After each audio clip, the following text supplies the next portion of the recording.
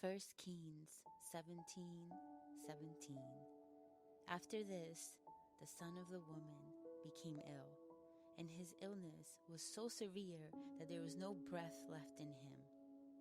Today, we're going into something that feels confusing, honestly, even unsettling, because just when things started to make sense, they stopped making sense again. The verse begins, after this.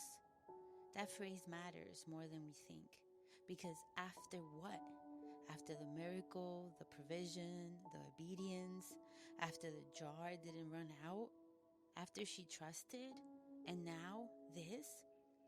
This is the moment where death enters the same place that just held a miracle. And if we're honest, this is where a lot of people struggle with God. Because the question changes, it shifts. It's no longer, does God exist? Or can God provide? Now it becomes, why would this happen here? For the widow, this wasn't just pain. This was confusing pain. Because she had just moved from, we're going to die, to, we're being sustained. And now she's facing a loss again.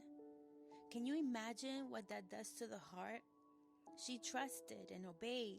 She opened her home. She experienced God, and still this happens. And this is where something very real gets exposed. Sometimes we quietly believe if God is in it, then everything will go smoothly. But this verse gently and honestly breaks that. Because what we're seeing is this: God can be present, faithful, and provide. But life can still hold very hard moments. Something we don't always recognize right away. Up until this point, the widow knew God as the one who provides, the one who sustains, and the one who keeps the jar from running out. But she does not yet know him as the one who meets us in death and has authority over it. And this is where the relationship deepens, not through comfort, but through revelation. Because sometimes God allows us to walk into places where a current understanding of Him is not enough. Not to harm us, but to expand what we know about Him. This moment is not the end of her story, but it's the breaking point of her understanding. And maybe, just maybe, if we're honest, we have had moments like this too, where we say, God, I trusted you here. I saw you move here. So why is this happening now? And there's no quick answer. And there's no rushing past the pain. But there is truth. A steady, quiet truth. God's faithfulness and provision does not mean the absence of difficulty. And difficulty does not mean the absence of God. Sometimes they exist in the same space.